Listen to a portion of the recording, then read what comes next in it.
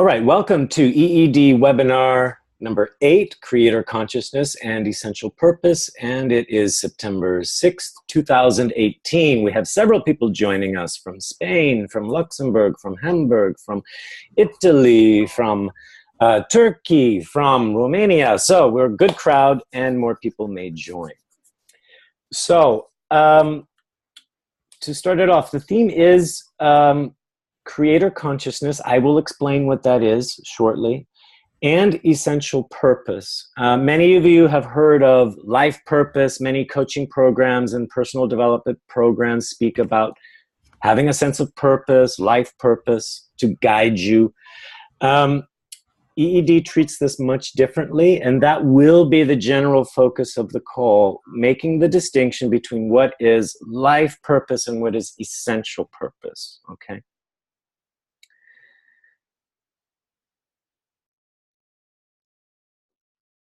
And we are just reconnecting internet because it's stalling.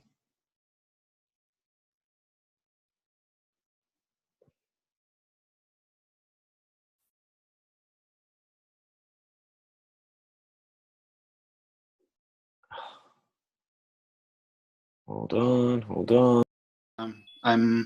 Yeah, okay, I'm back. I'm back. Hey there. This was not happening 2 days ago. I don't know why it's happening today. Today the internet doesn't like me, I guess. It's just cloudy. Yeah. Okay. So let me explain because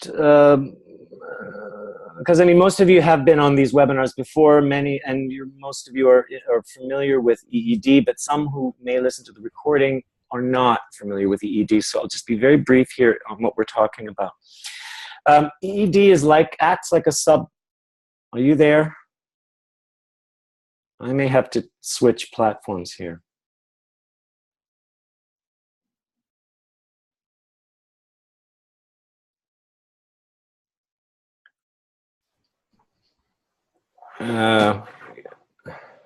Okay, I'm back. Are you guys hearing me?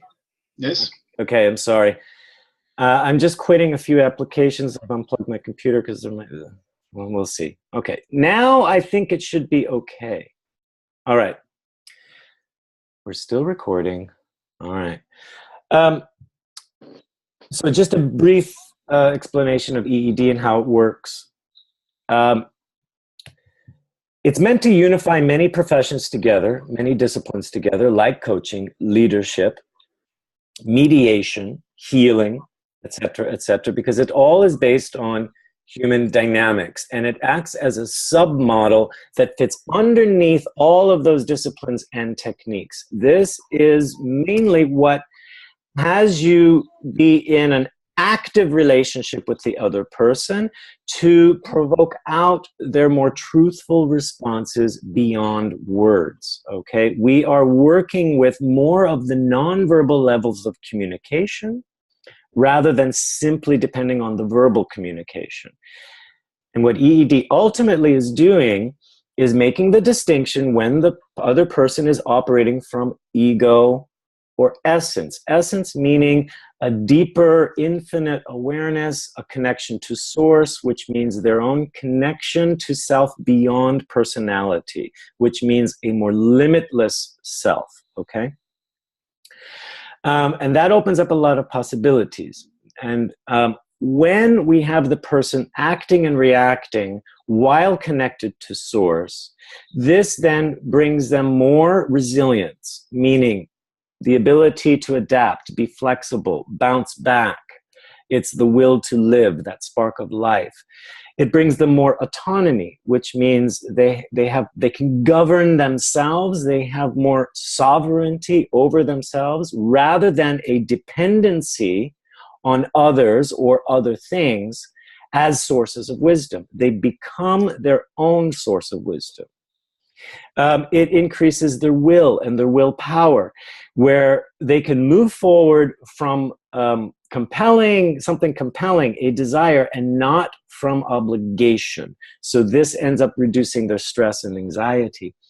And it gives them an expanded awareness. It has them more aware of themselves, of the world. It has them take a little distance from the pressures of life, the things that threaten their personality, their ego, their daily life. It has them relax more, and they're able to think clearer and more creatively rather than be so reactive to things, okay? So when you, and EED teaches all these techniques on how you can get them in more truthful relationship with themselves and with you, the world, grounded in resilience, connected to source. It then opens up more possibilities when coaching or leading or mediating, all right? It actually simplifies those processes. Now, where we're going today is we're going to speak about creator consciousness, and this is basically what is happening when we are deeply connected with source, with expanded awareness, all right? And so I'll describe what that is. Now, in Module 3, EED is working with 8 modes of consciousness. So what we'll say is that's not like altered states of mind. In a way it is, okay? But this is not like working with levels of hypnosis, all right? We're working with what's called the 8 circuits of consciousness, okay? And this was developed, I think back in the 60s, originally by Timothy Leary, who, you know, some people may discredit him, some people may not. He was tinkering around with the effects of psychedelic drugs and psychology, okay? He was interested in expanded awareness. And he identified these 8 circuits. A lot of them have to do with our initial conditioning from when we're born and up until we become an adult. But others have taken this forward and have expanded on these circuits of consciousness. And I adopted them into EED because they were extremely helpful in mapping where is your client, what modes are they operating in. And I will give you a brief overview of what those modes of consciousness are. It's more like an orientation of how you're functioning, okay? It's nothing mystical, it's nothing supernatural, okay? And we are always accessing these 8 modes of consciousness.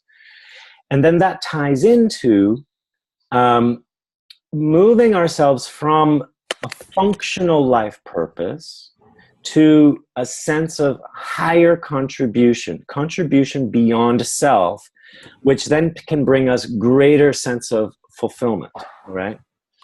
And like I said earlier, I'm going to make the distinction between what is life purpose, essential purpose. What is the distinction between the two? What are the traps of working with a more earthly life purpose? And if you can bring creative consciousness into the sense of purpose, working more from essence, there are less traps involved, and when I say traps, that means it can trap your ego or personality, and you're caught in this trap of making materialistic pursuits that are never satisfying. It's like always chasing this carrot that's dangled in front of you, okay? And it can create a vicious cycle. So I designed essential purpose to neutralize that, so that truly you are having the direct experience of greater fulfillment now. Right? I know a lot of coaching methods and self-development systems teach fulfillment now, but still there are inherent traps on what they're doing, and I'll explain those in a bit. How are you doing with this information so far? Following along? Good? Okay. And most of the material here, as I said earlier before we started recording, this is material we present in Module 3. All right, it's very, very rich, and it's more technique heavy. Okay, that's why I save it for Module 3. Just have a brief question for you guys out there. Just would love to hear from you. What is your idea of life purpose, and what is either working or not working for you? when you're thinking about life purpose. This can be either when you work with life purpose with a client, if you're a coach, or just for yourself personally when you think of life purpose. Not everybody has to answer. I just want to hear a few thoughts from you out there. What is your idea of life purpose, and what is not working or working well?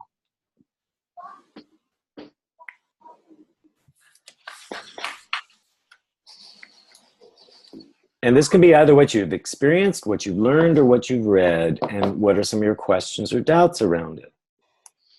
So my experience as a coach, the definition for me is something close to basically the main mission that you feel you have to complete while you're in this life on Earth. Yeah. Okay. Yeah, that would be it. And it can be, and this is more my addendum, that can be only, it's often described as the mission that you have, what you have to give to others. But to me, this is incomplete. And with my clients, I usually make them add something for themselves too. So maybe your mission is not only to make other people happy, but it's also to make sure that you are happy too in some way. Okay. Okay. And this works. To answer the second part of your question, this works for me, but I'm open to if there's something more. Okay, great. There is something more, and it's great what you are already bringing up. Fantastic. Okay, who else? Anyone else? Well, I experienced something like Philip. Why the reason why I'm here, and I sense there is something more expanding that it's working for me. Even there is not 100% clarity about that, but any experience of my life, it's like is aligned more and more with my purpose. So I trust this alignment, and I just be present and very attentive how I am learning through these experiences. Okay. Okay. Great.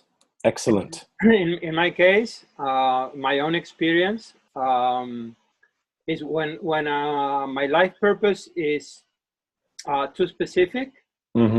I have the impression that it's changing, or it changes. And when I keep it very wide,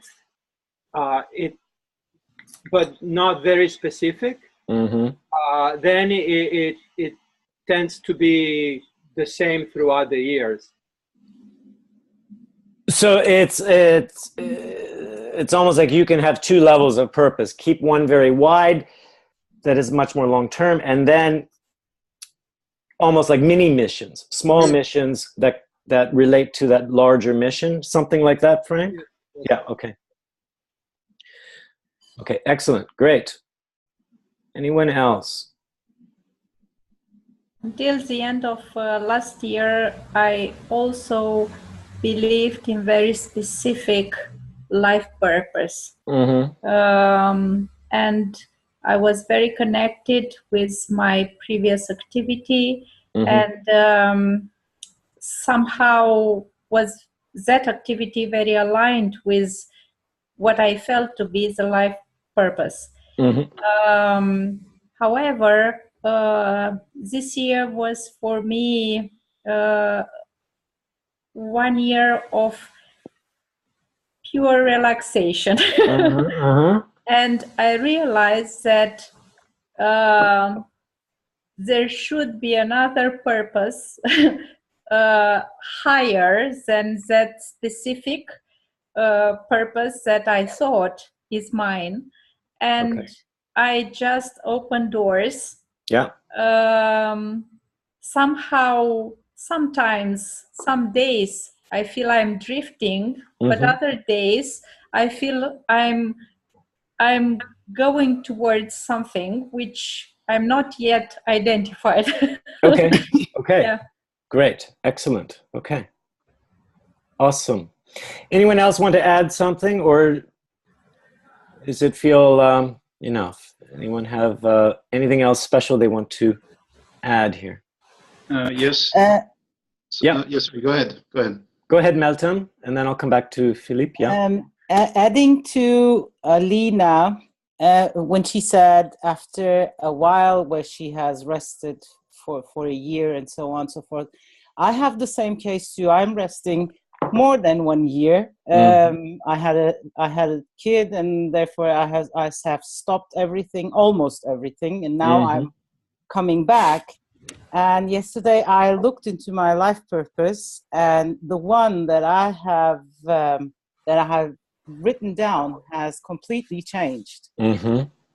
So the question is, what are the impacts of our lives to our life purposes? I mean, does it have to change, or does it stay stable the whole time, or should it stay stable, or should we have a higher purpose and then break it down for like, when this happens, then my purpose will be like that, something like that. Okay.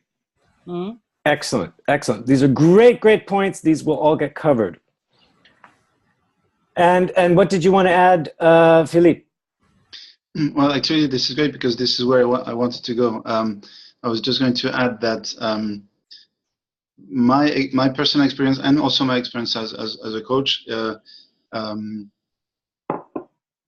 made it clear to me that you don't have to have just one life purpose for your life, simply because your life and your desires and your aspirations change depending. Well, you don't have the same when you're a kid and when you're a teenager, or when you're a young person, or when you're retired. So this is absolutely normal. And then actually, I believe, and I've experienced that you can have these two levels of life purpose, that you may have one that changes at different stages of your life, and or sometimes it's not even stages, is that something, some kind of very important event happens in your life, and your perspective on life changes. Yes. Something terrible or something wonderful happens, and your perspective on life changes, and you have different aspirations. And maybe you have, when you look back at your different life purposes, the changes, you realize that there is a common thread to that, and that actually there was only one bigger, higher life purpose. But it doesn't matter which one you're looking at. What's important is that you know where you really feel like this is the way that's right for you at that moment. That's the way I experience it. Okay, excellent. This is a great intro and overview to set up what I'm going to call the circuits of consciousness, and then how this relates into essential purpose. I'm going to explain these circuits of consciousness first, because it will help you understand the difference between a functional purpose and a higher purpose, okay? And we can do both, all right? Now, I'm just opening my notes here. Okay, so let me see if I can share with you guys a diagram here without affecting this internet connection, okay?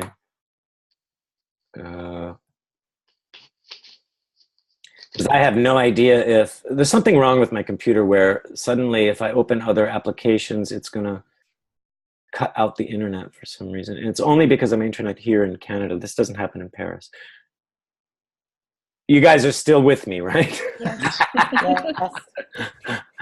Okay, let's do this. I'm going to show you this diagram, okay? Because it's easier to then see, okay, and understand these. Okay, are you seeing this diagram here? These 8 circuits, okay? Are you able to see this? Yep. Okay, good. So there are 8 modes of consciousness. We have first, the way the diagram, it's like we have 4 lower modes of consciousness, 1, 2, 3, and 4. Okay, and these have to do with our earthly life. They all are concerned with our survival and function in this world. So they're very much personality based, okay? Then you have these upper circuits, which are beyond personality. They transcend ego and personality, and these, you could say, have more to do with our own expanded awareness, our expanded self, if you want to call it higher self. It's not limited by ego and earthly experience, all right? That's just to give the distinction between the upper and lower circuits, all right? Now, we can access all 8 of these, but we are more heavily aware of the lower 4 because we're more heavily concerned with our earthly life and our daily survival, okay? So let me briefly explain what each circuit is, all right? And the upper and the lower circuits have a direct relationship with each other, as you can see with these vertical columns, okay? We call the circuit 1, this is our root vitality. This has to do with our basic needs, our life force. This is, if you have the image of a mother breastfeeding a baby, all right?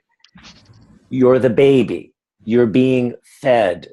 You're given life force. You are being held and cared for, loved, connected, secured, okay?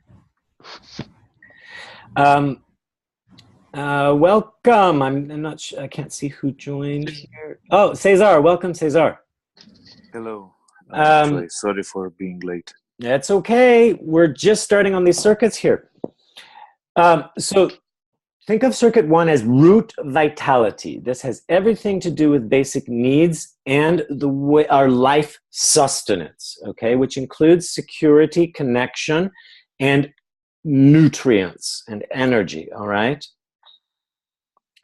This actually, when we're working with resilience, this is the circuit we're working in. This sense of life force, okay?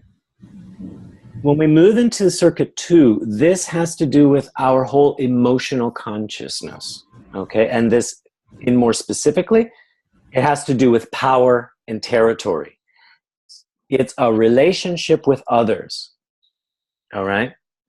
This is where we find power struggles. This is where, you know, like when we're in our terrible twos, we're toilet training the kids. This is, you know, and it's what animals do, where they mark their territory. This is what the emotional circuit is based upon, all right? It is our exploration of the world, finding our boundaries, our struggles, okay? And it's on the emotional level, all right? So we call this our emotional circuit. Number 3 is a more receptive circuit. It's like we look around at all that territory, okay, and then we try to make sense of it. This is more our mental circuit, where we want to make sense, we want to categorize, we want to navigate.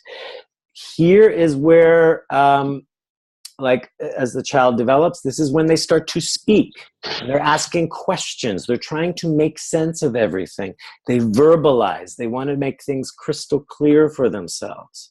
This is why they're always asking, why do you do this? Why is the sky blue? Why is water wet? All these kinds of questions. Do you understand? So it has to do with language, mental processes, philosophy, conception, maps and diagrams, so that we can make sense of our world. Are you guys following me so far? Yes. Okay. And then we have the 4th circuit, which has more to do with our role and function in the world. It's more our cultural consciousness, society. And it's called the socio-sexual circuit because this is where we come into adulthood and we start to have the urge to reproduce, okay? So reproduction is also a function, all right? So this is where we start to say, all right, so I'm taking care of my needs, that's circuit 1. I'm exploring territory, feeling the boundaries, creating relationships. This can be struggles and connections. I'm making sense of the world. That's circuit 3. So then who am I in this world? What do I do? All right, so this is role, function. This is where a sense of function and purpose starts to come in. Function, purpose, and action. All right? You guys following me here? Yeah. Okay. Now, when we call it also the sexual circuit, this is, okay, now I'm an adult, so part of my role and function is to have a job, and I want to have a family. So now I have a child. And that puts me back into circuit 1. And this is called closing the loop of the lower circuits, because now I have the baby, whether I'm the mother or the father. I need to now take care of the baby's needs, okay? And help it make its way through the circuits until it becomes a functioning person in society, and it has its own child, and we close the loop again. Do you understand what I'm saying here? How we close this loop, and we can get caught on this terrestrial circuit, okay? So those are the 4 lower circuits, and sometimes people only are focused here. So this is where we become focused on survival and achievement in order to take care of our basic needs and function well. Does that make sense? Right. Okay. This is where, when we're saying, what is my life purpose? Well, maybe my life purpose is to have a role in society, function. Maybe it's to care, I function so I can care for my family, etc. All right, but it is resting on the level of function. Are you guys understanding that? Okay. Yeah. Okay. Now, I'm going to explain the upper circuits briefly. Now, they are related to the lower, except the difference is all the upper circuits go beyond self, beyond personality, beyond a self-concerned ego, meaning I'm thinking beyond myself. It's far more expanded and, let's say, generous, okay? Somebody has maybe some background. Yeah, great. Okay, so there's a plane or something, so maybe just mute yourself. Okay. And then if you mute yourself, always feel free to come in and ask a question. So on the upper circuits, circuit 5, this has to do with your energy consciousness, wisdom. This is more of inner wisdom. It's not brain. It's not brain thought, but it's more about getting in touch with inner wisdom, body wisdom, you could say. It's like an instant knowing. Some people might call it an intuition, but it's more of pay attention to your subconscious thinking, subconscious information, okay? That can arise through the body, through energy, and this is also called the pleasure circuit. So when you are in a relaxed, pleasurable state connected with your life force, you can gain higher wisdom or gain access to deeper, more intuitive thoughts and ideas and information. Is this making sense? Yeah. So here is where you'll get expanded consciousness through the body. Yoga is an example of circuit 5, okay?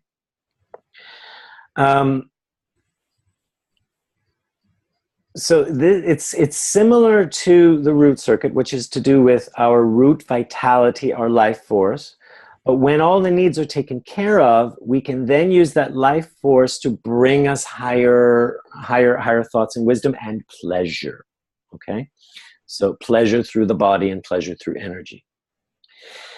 The emotional circuit, circuit 2, was based on territory, power struggles, okay? It's more externalized. I must move and explore.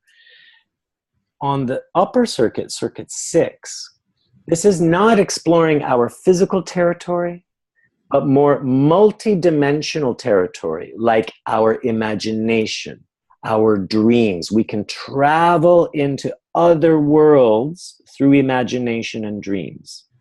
So we call this the shamanic circuit, where this is the level of visioning. Okay, you can daydream. When you're daydreaming, you're in the 6th circuit because you're traveling to other places without physically moving. Do you understand you guys follow what I'm saying? Okay. So you could call this the dream circuit, the shamanic circuit. It's called the psychic circuit. It's where you're sending your mind elsewhere. Okay. Circuit 3, the mental circuit, making sense of the world, now is expanded beyond self to say this is about the universal intelligence. Okay. They call it the mystical religious circuit, meaning like the divine circuit. There's a higher intelligence. There's a God out there, okay? This is where religions live, okay?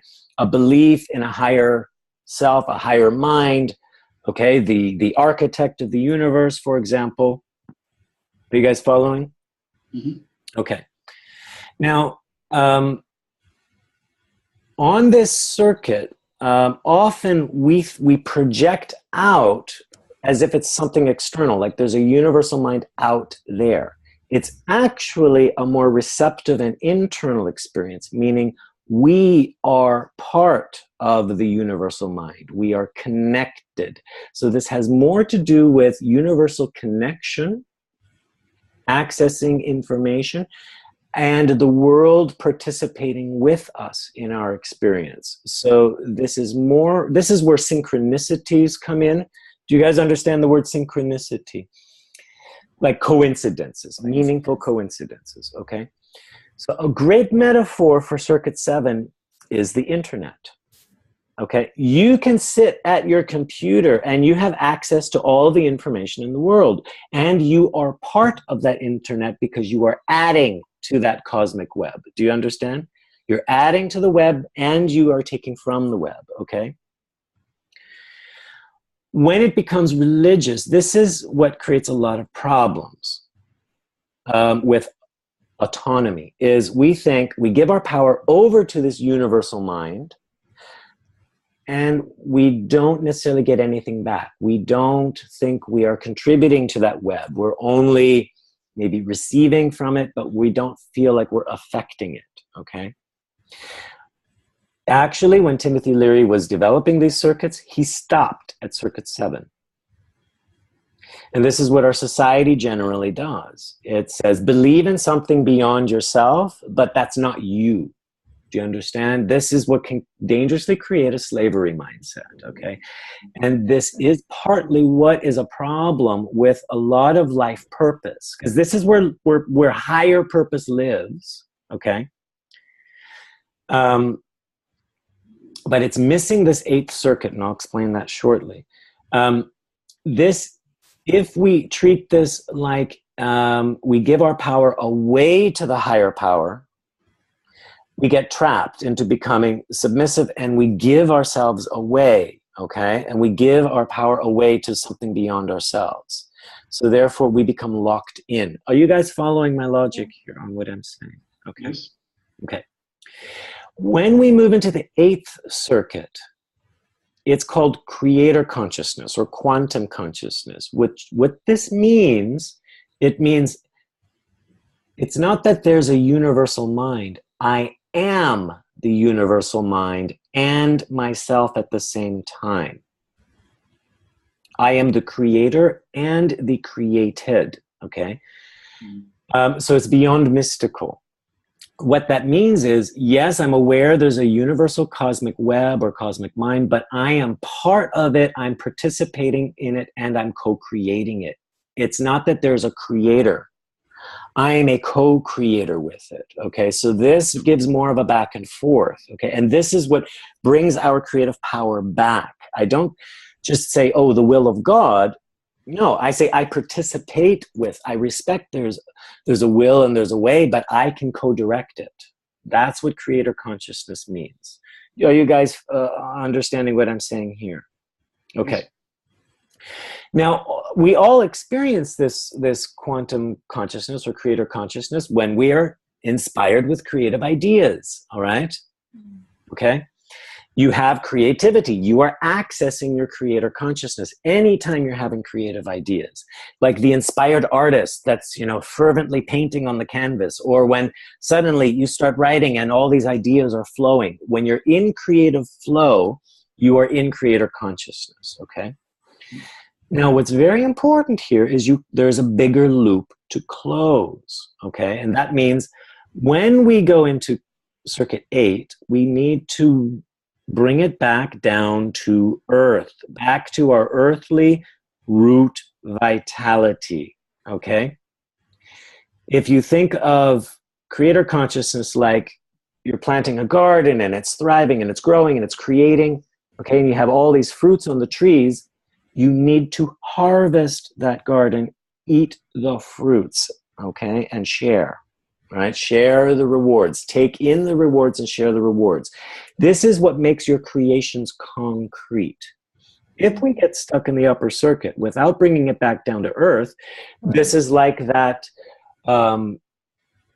genius that's a hermit, that's, you know, like closes himself up in his little cabin and just paints all the paintings but never displays them. Do you understand? Or the crazy guy with all the creative ideas but is never understood by the world. Do you guys get what I mean? So when you can bring your creativity back to earth, make it concrete, and enjoy the benefits of it, you are closing the larger circle. And this is what essential purpose is accomplishing.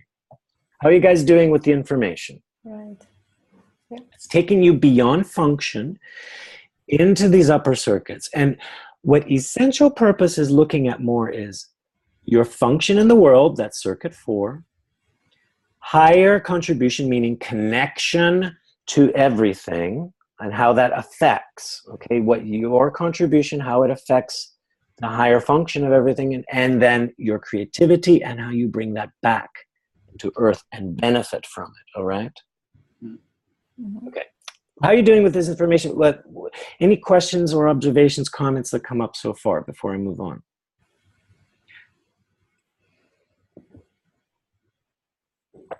Okay. Good. Okay. So now let me share something with you. I'm going to stop sharing here so you can see me again. So now let me tell you about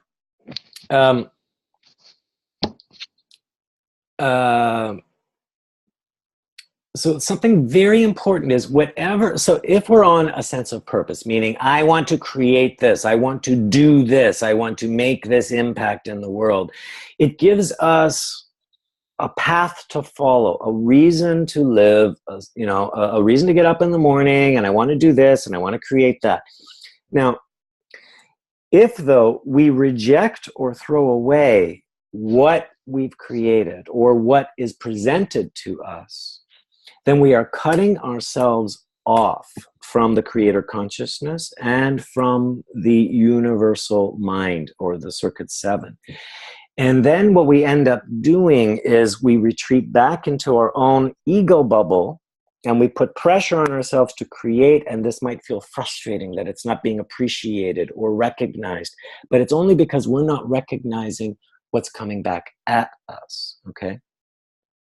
That is one problem that can happen when we play into this myth, and I call it a myth, of, let's say, how purpose is being sold out there currently in many self-development circles and coaching programs. They say, play a bigger game. You got to play big. Don't play small.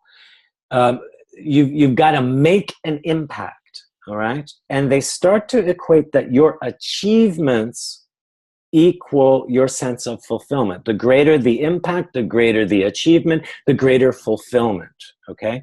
And that gives you a sense of purpose. But what I'm saying is purpose does not equal achievement. If it is dependent on achievement, then what happens if you don't achieve? Suddenly you feel purposeless. It's very conditional.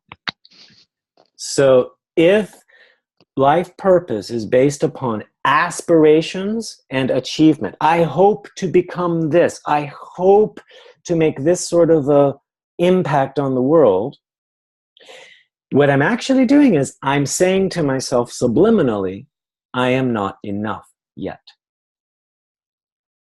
So therefore, it's not a sense of purpose. I'm creating a sense of obligation, which sets me up to fail. Are you guys clear on this?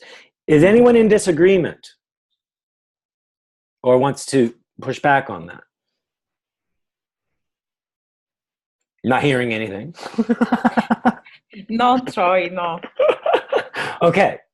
I'm just personally not sure that you set yourself to fail necessarily. I mean, it does. I feel that it does impact if you feel that you're not enough. Yeah. But I think it works also another way, that you're satisfied with what you have for some time, and then maybe you aspire to more. So you're okay. You're still quite okay with what you have, but you still aspire to more. Okay, so there's another point I didn't bring in here, and that will qualify what I mean when I say set up to fail. Because there are some people that succeed, and they're achieving and achieving and achieving. But what also this does is it makes you give, send.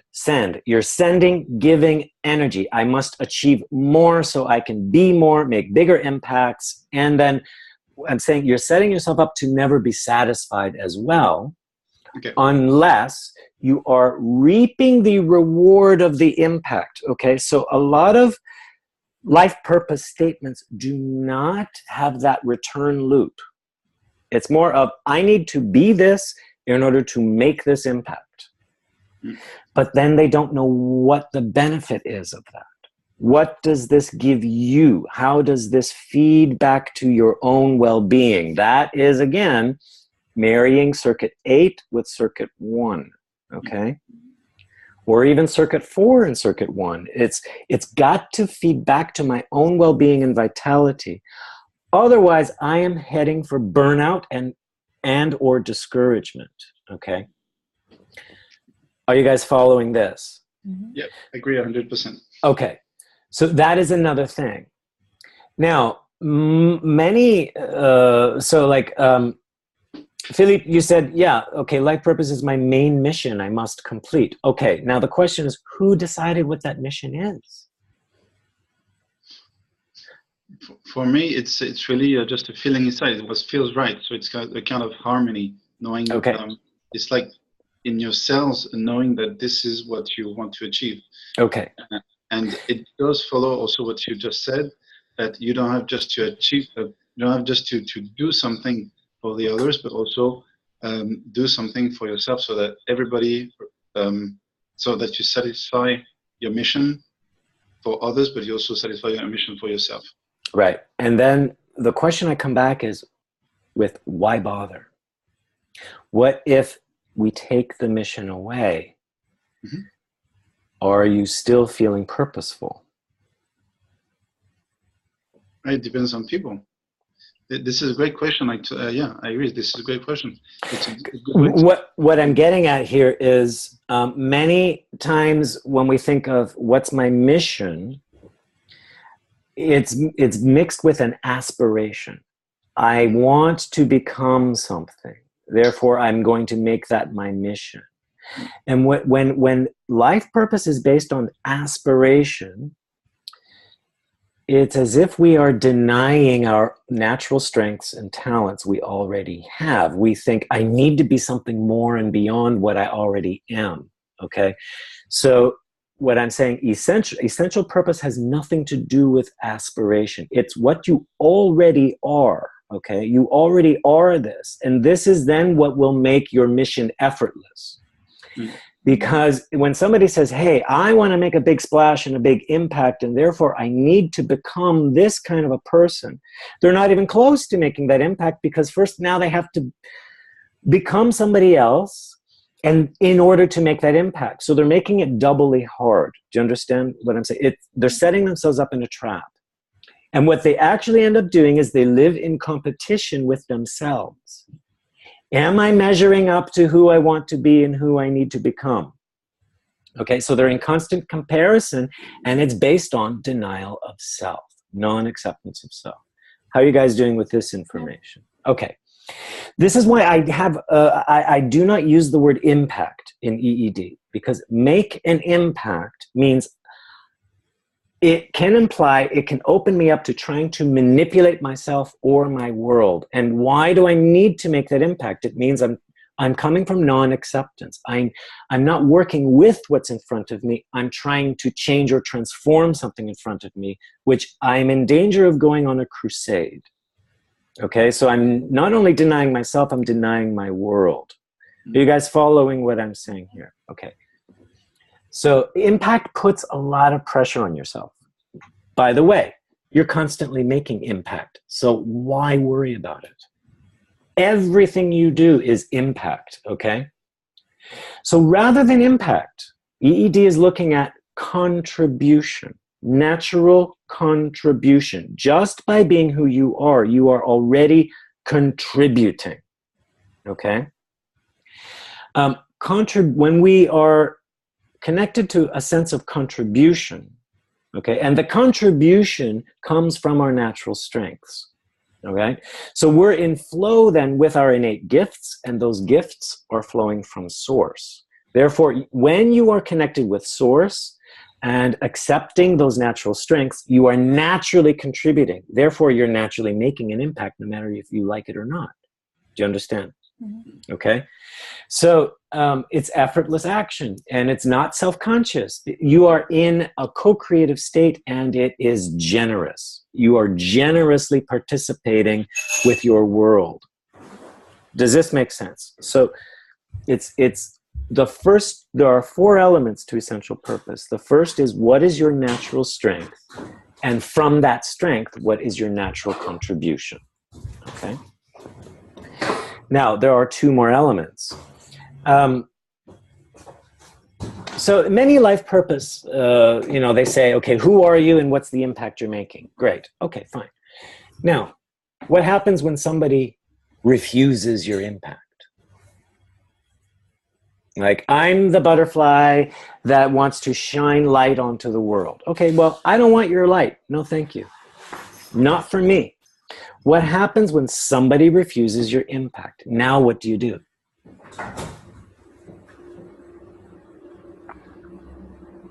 What? Yeah? Troy, I honestly respect completely the choice of this person, because she has the right to refuse my impact. Okay, but by them refusing your impact, you're knocked off purpose. No, it's not. I'm out of purpose. I don't know if I can explain, because what I feel when happened is that perhaps another person can have a different impact. Yeah, great. Yes. I'm going to be difficult with you here, Irina. Okay. What you're saying is very logical, but I'm going to say fine. So then you say, fine, they don't want my impact, fine. They can go find it somewhere else. But now your world just got smaller. So we... Because you've left out somebody from participating in your impact. No, I don't let them out, really. Because our relationship must created in a different way. It's not necessary that I have to impact by the impact. I can be just there, and the person can reach out to me whenever needs, if they needs or not. I am in completely state of it's very good. That's very good. But what you've just done now is you've become passive. Do you understand? Okay, fine. They don't want it for now. I'll just sit and wait. Maybe I can work with these other people. But ideally, when you're looking at the traditional methods of life purpose, what they're saying is you're constantly making an impact on the world, and that is transforming everything. That's the myth you're being presented with. But it also sets you up to sometimes fail, and they don't give you a way to deal with that failure. Not everyone is going to want your impact, is what I'm saying. Sure, people who love you and love your impact, great, that's easy. You can make all those impacts and contributions, but the others that don't know you, don't want you, what do you do about that? Because now that's limiting your ability to make impact. You either cut them out, push them aside, or passively wait. Do you understand?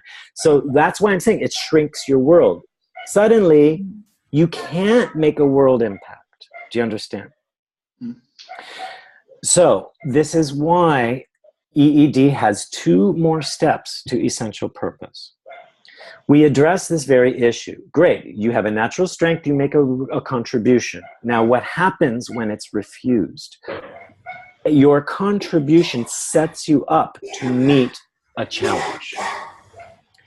That somebody's got something in the background, maybe dogs or coughing or something, maybe if you know it's you, just to mute.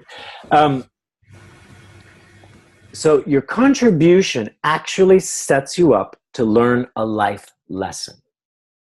What is the essential lesson you are learning when you make this contribution? So that means, for example, somebody refuses your contribution or your contribution doesn't land. So the first question to ask is, okay, fine, stay with it.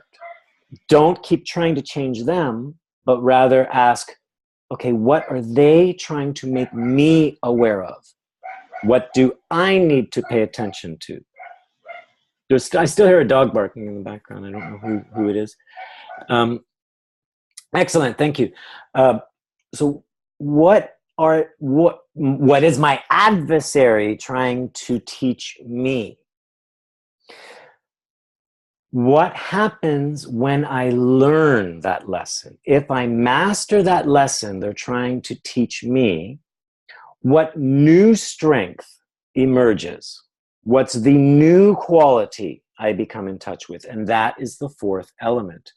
By learning the lesson that's presented to me through the challenges, I will cultivate a new strength. And then how does that new strength feed and reinforce my natural strength? And then how does that feed my contribution? How does that produce more challenges for me to further learn the lesson, which further strengthens the new strength, which further strengthens my natural strength? Yeah, what makes you laugh there, Philippe? I love it. Great. So it's really just a simple fix. It's great to be on purpose, but let's not be in denial of our challenges.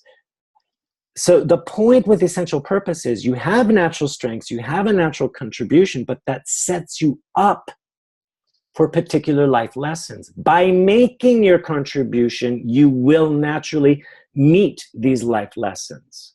So rather than push it aside and say, screw you for not liking my contribution, actually pay attention and say, what is it teaching me? This again is a give and a take.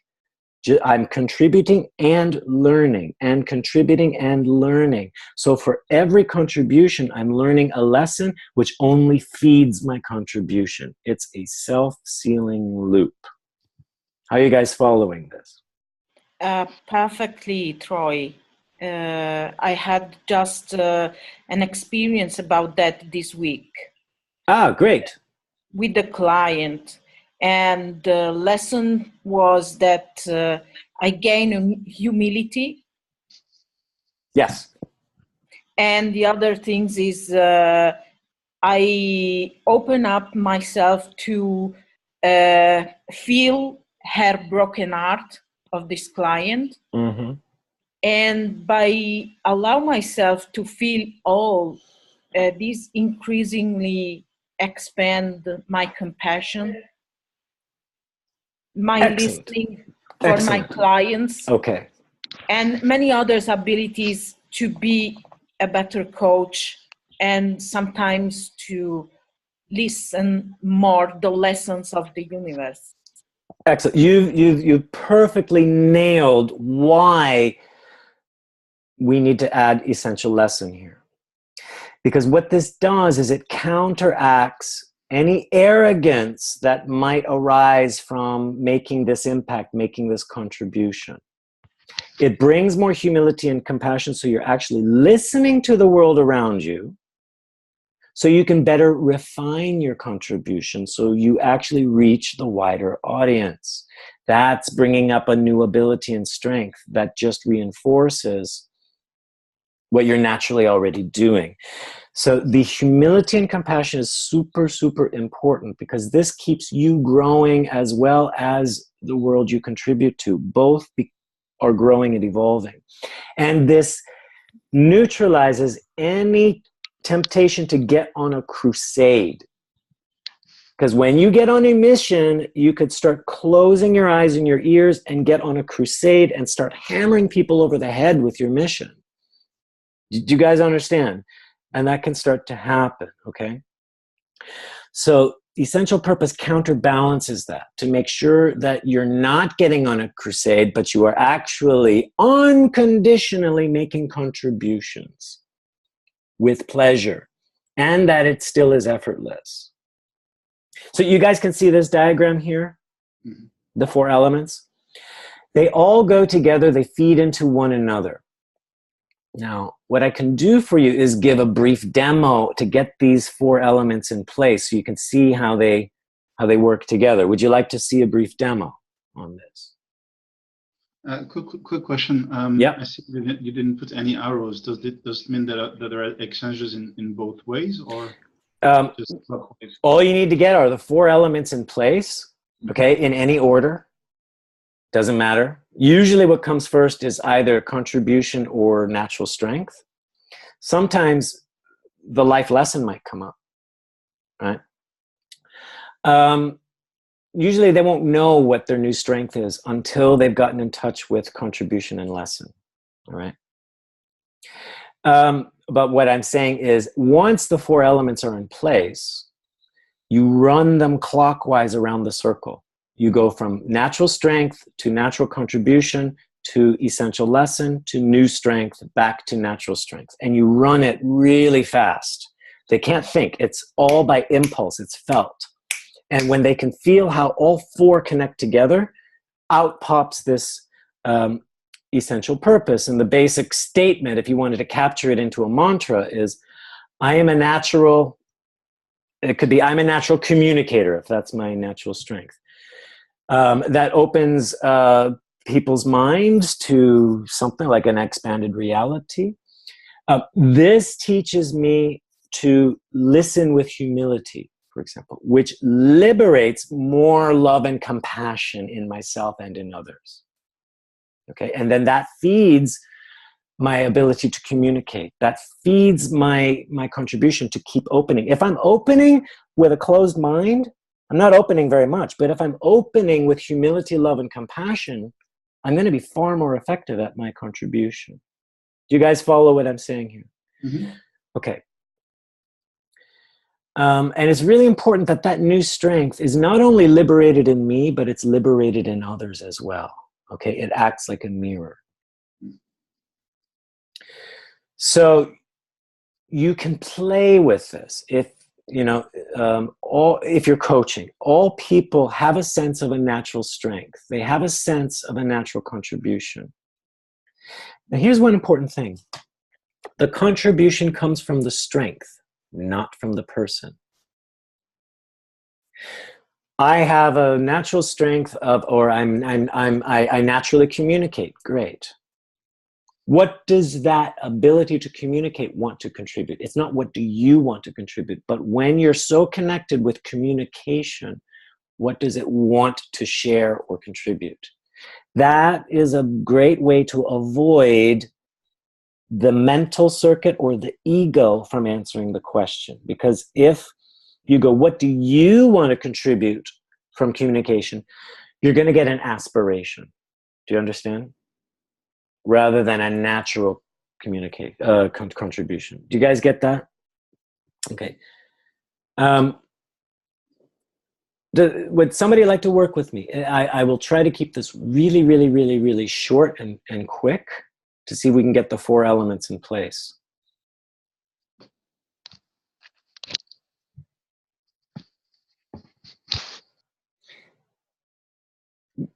Or we can just keep talking, Q&A.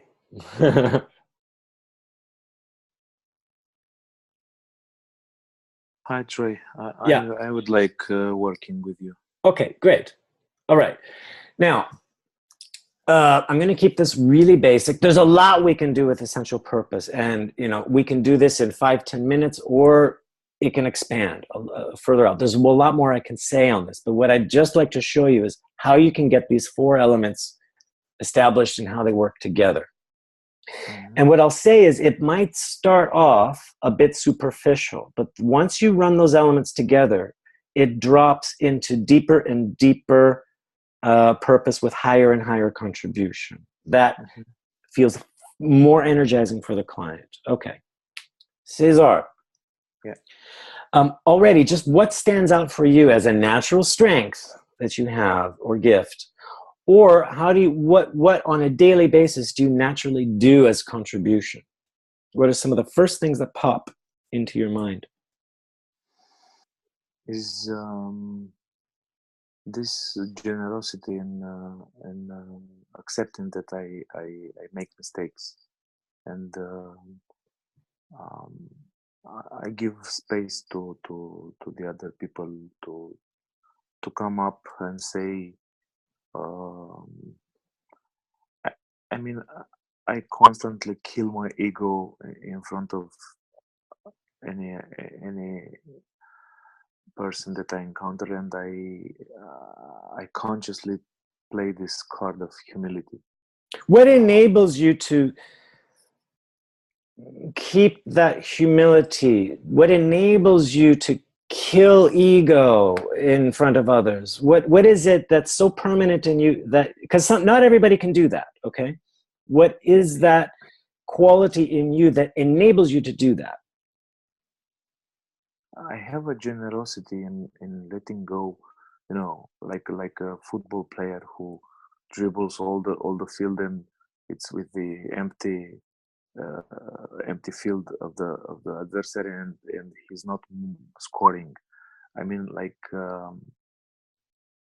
By the way, what does that generosity feel like inside you as you speak about it? What effect does it have on you?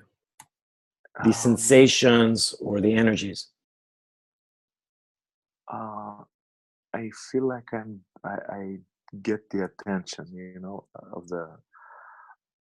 the people that are surrounding me. That I get this surprise response from them, because that's their effect. Expecting, yeah, they are not expecting.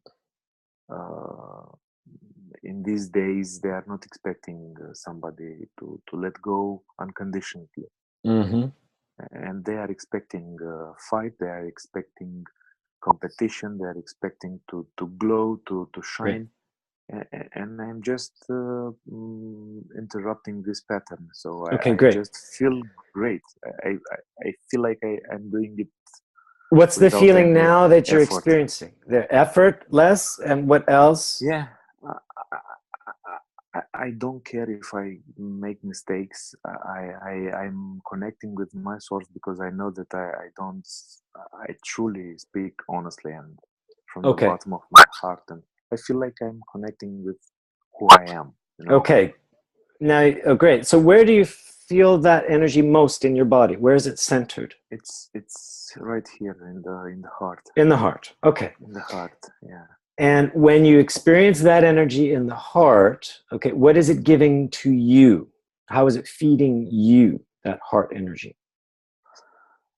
It's like relief, and it gives me a lot of liberty to do practically whatever I want. It's, great.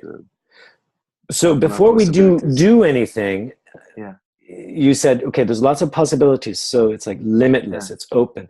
You feel that liberty and freedom, and you're in this heart energy. Okay, and what's it like to simply experience that in yourself?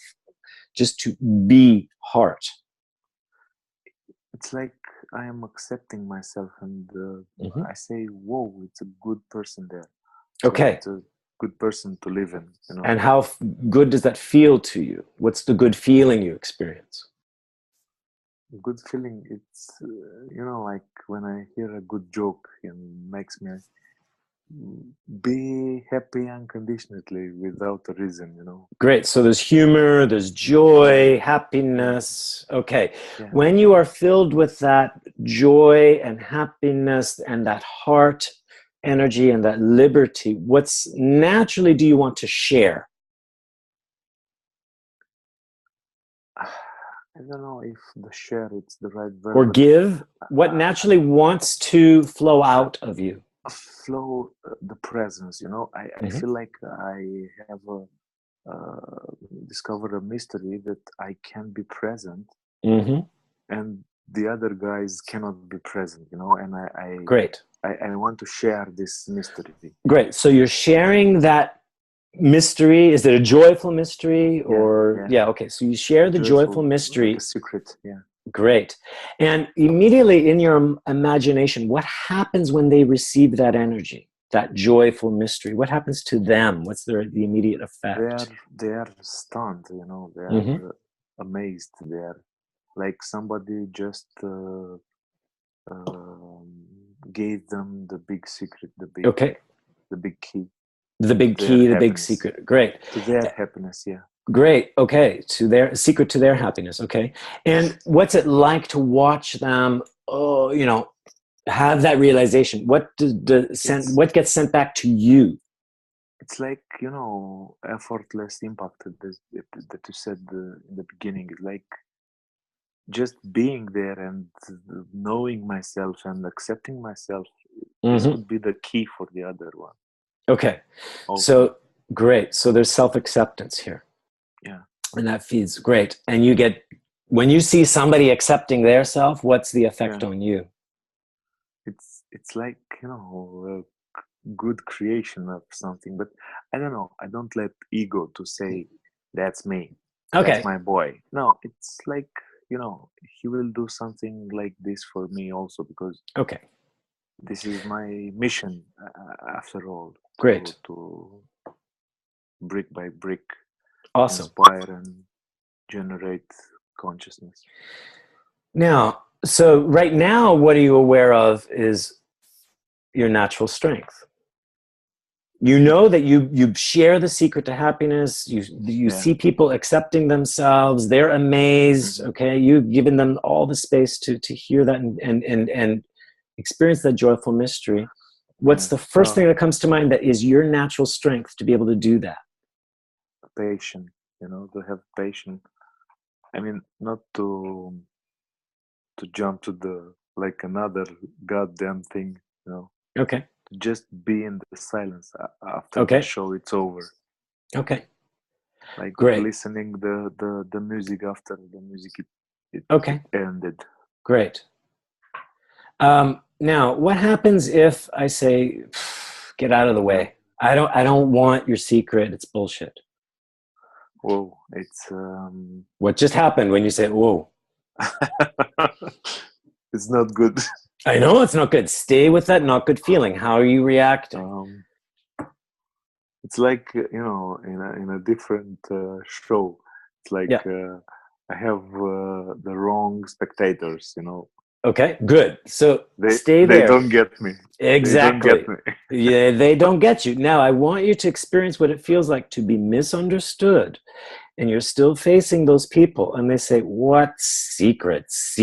Oh my God, you're a doormat. You're a doormat being so patient and giving space, no ego. Like, no, I'll lose my business if I'm like you. Do you get it? What makes you laugh right there? Whoa, because it's what's happening actually. Okay. Let it affect you. Okay, you don't have to, I want you to be very familiar with what's happening, but pay attention to how that's affecting you. What are the feelings or thoughts that come up? It affects me in the way that I want to give up, you know. Okay, great. You want to give up. Yeah. Okay, so now imagine here, Cesar, you can give up. You can let go of spreading the secret. You can let go of sharing that heart energy. You can give it all up. What are these people asking you to pay attention to before you give up? What if they would like to receive the secret, but you're just not speaking their language? What are they asking you to be aware of or pay attention to? It's I just have a client these days that it's screaming to me that she wants me to pay attention to her her status, her story. Okay. Now let's say her misery. Okay. So César, she's important there. She's important there. Okay, great. So she's important. Pay attention to me. Listen to my misery. Listen to my story. Mm-hmm. Why aren't you doing it? What's the thing that feels like, I can't do that? Because I think that she could do better. Okay, great. There you go. Now, of course, you want her to do better. Of course, you want to give her that secret of happiness and joy, that mystery. Do you understand? What if you put that aside, okay? What does it demand of you?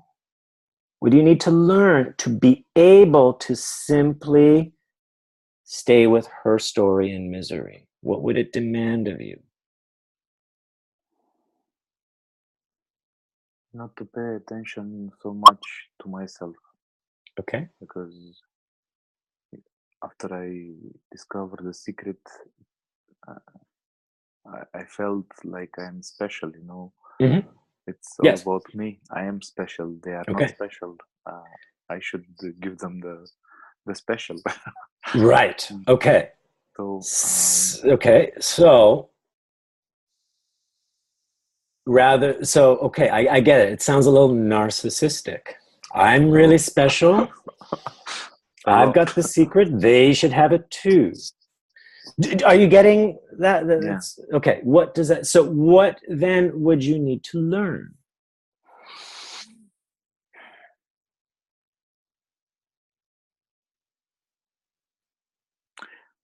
That I am on the right path, but I need to change my clothes on the road and start building new self-images about me, because it's not about me only.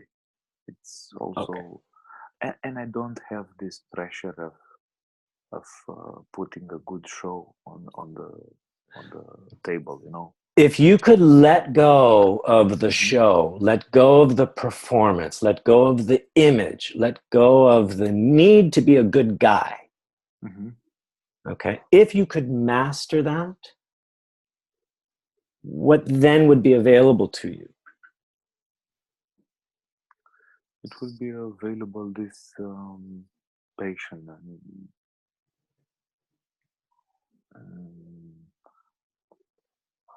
I could just sit in my client misery without expectations, without, you know, pushing the client, without expecting anything to be happening. And I could see that what's happening is the mystery, not. Okay, so then what now is the new ability? You can sit with their misery, no expectation. What are you enjoying now with that person? What then comes alive in you? It's a different form of narcissism. It's more subtle, more acceptable, more. What's the special quality you're noticing? No expectation, no self-consciousness, no image, just being with the misery, their stories, no need to change them. It's like moving in the circles, you know. It's like seeing above the mise en place. It's like being not the director of the show, but one of the spectators, and just being present, not interfering, not having the burden of doing something. So you've me in the position of being more present with the client. Okay, so you have more presence. Yeah. Okay, now let me put this together. Let's see how this goes for you. Okay. You notice we got the 4 elements in place, but they're not perfect, but they're there. Okay. So let's say your natural strength is to be in this heart energy, this joy. Okay. This joy. and generosity, being generous of heart and joy. The contribution is to share that secret of happiness, that mystery, okay? The lesson is to let go of expectation, image, or self-consciousness, okay? Okay? And the new strength then is a deeper presence, an expanded vision. How would that feed back to your natural strength if you have that full presence? How does the full presence feed your natural strength? It would be with the same efficiency, with the same impact, but with a smaller pressure on myself. It would less be pressure. Like something natural, like something without pushing, without effort, without the need of putting a show. Okay, so no putting on a show. It's just that pure energy. And then how does that affect your contribution? I don't even think about contribution. I don't care about. Good. You don't even care about it. And then what? But what's happening anyway around you? It's happening with or without me, and my just simple presence there will shape. Great. And so what is that then reinforcing of your own learning? What is it further teaching you to learn or challenging you? The next step would be to, after I acknowledge this simple presence, to be aware about active involvement again, but from a different perspective. No. Okay. That sounds like a new level of contribution. You have an active involvement. Okay. Yeah. Okay. So what then becomes really clear to you about the main lesson to learn here, so you can have that simpler present with an active involvement?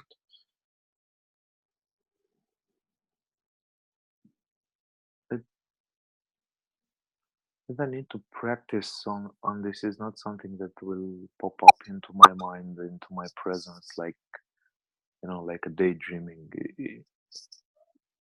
You still need to make conscious steps in that direction. This is the learning.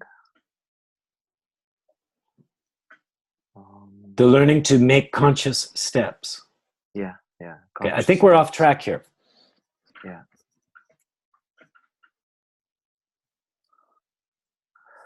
What's your response when I say that? We're off track. Yeah, it's okay.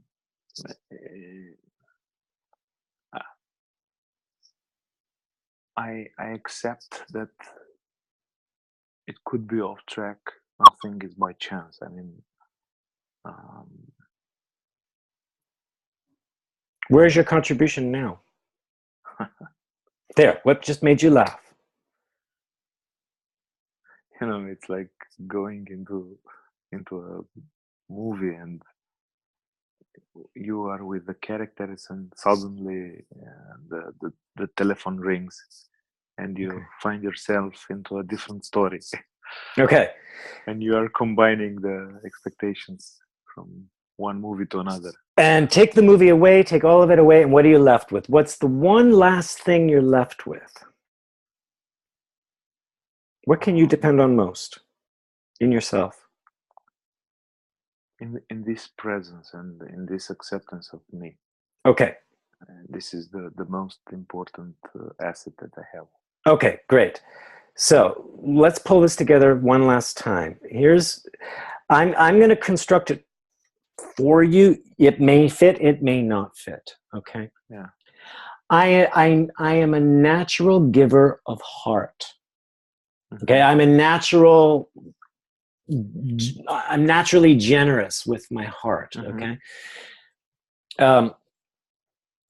Spreading the secret of happiness. That's my contribution. I spread the secret of happiness. This teaches me to accept myself, which then brings me more simple presence. Okay, try that. I am a natural heart giver, or what would you call it? Just say it and see what pops out of your mouth, because we're going to go through this really fast 3 times. Go. Yeah, there, right from that energy. Yeah. If it's not hard, it's something else. But I'm saying, speak these words fast now. I'm a natural heart giver. Great. That. What's the contribution? Now. Go to heart. What's the contribution? You're too slow. You're too slow, Cesar. Really, you're thinking about it. I want you to just speak it 3 times really fast. Go. That I am a natural heart given. Great. And accepting. And my contribution is that I feel the hearts of my. Great. You feel the hearts of others. Great. You feel the hearts of others. Now, what's the lesson to learn in order to do that? What are you learning? Go. Self-acceptance. I'm learning to accept myself and to be more simple. Great. Great. To accept yourself, be more simple. And what's the new ability? The new ability to be more fast. And be more fast. Okay. Great. And then how does that feed your heart? How does that feed your natural strength? It gives me. I'm anxious to start practicing with the first client.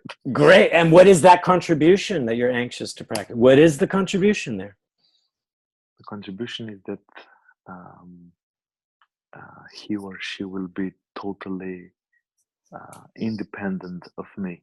Independent. Okay. Independent. And what does that teaching you? In order to do that, what's the lesson you're learning? That I need to keep accepting acceptance. Myself. Accepting self. And that produces what? What's the new ability? When you are accepting yourself more and more and more, what's the new ability? I will just be resilient in the practical term, not theoretical. Okay, wow, resilient. Okay, so you become even more practical. When you're practical, how does that affect your natural strength, that heart, or what is it now? I will be more natural and simple, not theoretizing about, not great. Philosophy, just be there with the client and great. Do you guys see how it's changing? The more he goes around and his responses are actually less mental as we go around. Do you understand? We could continue going faster, but basically now what you're saying is I'm natural and simple. That's your strength, is just being natural and simple. It actually isn't about the heart. And your contribution is to liberate or have people feel their independence. Your lesson is about self-acceptance, and your new ability is to be even more practical and pragmatic. That is way different than what you started with. Do you guys hear that? Your natural strength is simple presence. That contributes to people's independence. You're learning self-acceptance, and that enhances your ability to be even more practical and pragmatic. It's way different than the mental bullshit we started with. I mean, I'm not saying that's bullshit. I'm saying, do you see how when we cycle around it more and more and more, the aspirations go away, and it's more of what's the real core of this? Now, Cesar, how is it to live according to that even when you're doing the dishes or walking down the street, you're just a simple presence that's seeing the, contributing to the independence of other people, learning your own self-acceptance, and you become more practical and pragmatic. What's it like to do your dishes that way? What's it like to go hang out at a bar or with friends that way? It's all you need. You don't need anything else. Okay. And is there anything you're achieving there? Everything you achieve, it's there. Okay. Before that, I couldn't see everything I achieved. Okay. And I was never settled and enough. Right. Now, guess what? I mean, we're finished the demo here, but of course you can add heart energy to that. Great. You can add it, but this is the real basic core of who you are, what you're doing, what you're learning, and what you're naturally becoming because of that. Okay, or what you're liberating because of that. See the 4 elements: natural ability or strength, natural contribution, natural lesson to learn or natural challenge, and the new strength, which feeds the natural strength. Okay. So there's one example. And the key here is once you got those 4 elements in place, you've got to run the person through those, around that circle really fast. So they're not thinking anymore, but they're experiencing. And it changes naturally because they start to feel the connection to all those elements. Okay. Cool. Okay. So this you learn in module 3. All right.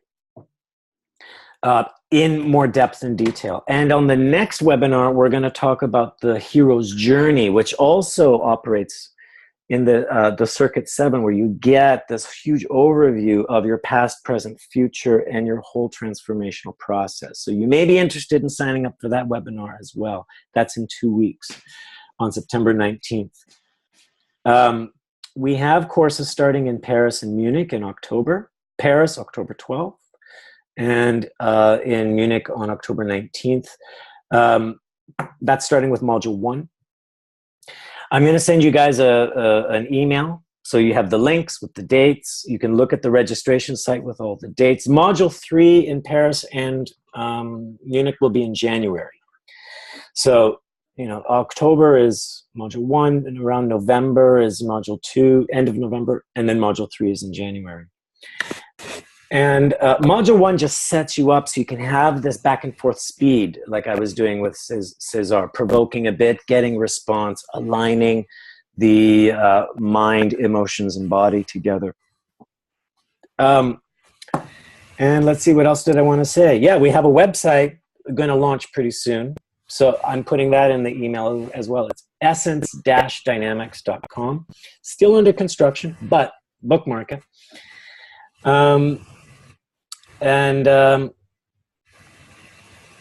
You know, we're on Twitter and Facebook as well.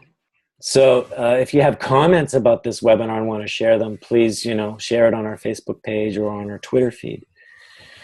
And we'll send you a special deal and discount for the series, along with the link for the recording here. Okay, so you can get a special webinar discount. Because you participated on the webinar, you can get a special discount on the upcoming courses. I'd love to know what you're left with. What are you walking away with that feels concrete or inspiring around essential purpose and getting into this creator consciousness? And then, because we're closing the webinar. So. Just brief statement. Yeah, go ahead, Irina. It's very inspiring and resonates very much with me, and also very concrete, simple, and fantastic as always. I love you, Troy.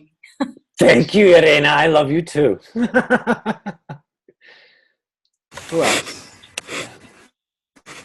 I'm just going to say briefly, I love it because just repeat it again, Philippe. Yeah. Yeah, I said I love it because it's connecting dots for me. So yeah, it's really interesting. I love it too. Thank you. Excellent. And of course, I love you too. Great. I love you too, Philippe. Yes. Great. This is Cesar.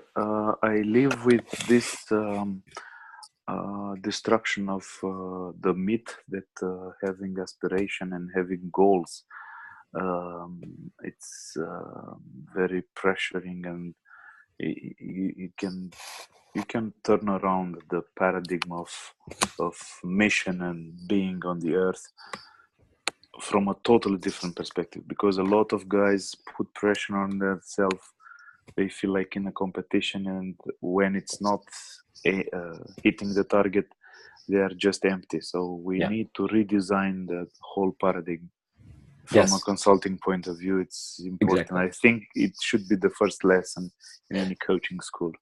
What I will say is, essential purpose is a base. Okay, it is more of what's already naturally there. What are you naturally being and doing? Now we can add vision, goals, and achievements on top of that, and it changes the meaning of them.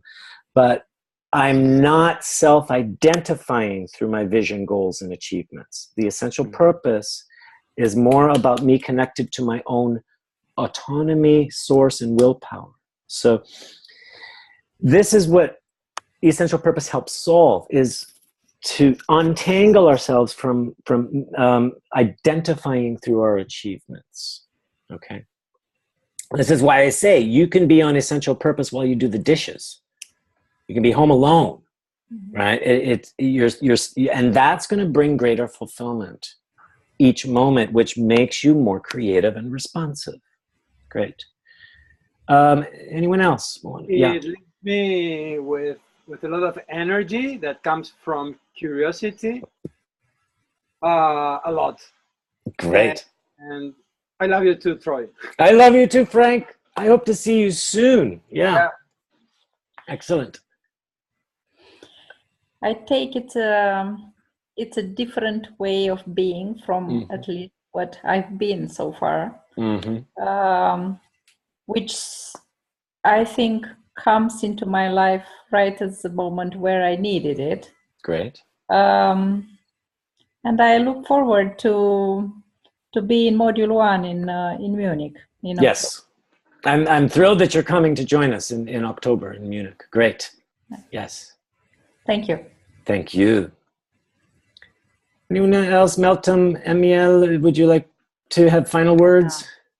That was right, hitting the right point for me, because I'm in a state of where should I go from now? And this essential purpose that totally changed the way I'm thinking about tomorrow. Excellent. That's very briefly, because I have never thought of my own natural strength in the creative mode, Okay. I was always thinking what other people are doing, what's the competence doing, and so on and so forth. Now I return back to my own self. I will tomorrow in the morning, the first thing, and then I will say, what are my natural strengths? What am I capable to do to teach other people? So it's an eye-opener for me. Thank you so much. Awesome. And by the way, I love you too. I love you too, Meltem. Yes, awesome. And the next webinar, when we talk about Hero's Journey, it's another way to discover natural strengths as well, based upon what have our life patterns and obstacles been. So like what carries us through those obstacles is a natural strength that's always been there. It's another way to look at it. Great. Amiel. Yeah, I really liked the webinar. It's my first one I've been to. And the point I liked the most is to think about what the ability wants to create, not what I as person or ego want to create. It's better that way, to not get fed up with the idea and to not think, oh, it's such a great idea and I'm so good and whatever. Exactly. So. Very important distinction. The key to that is when you name an ability, great, connect with it and enjoy what it produces in you.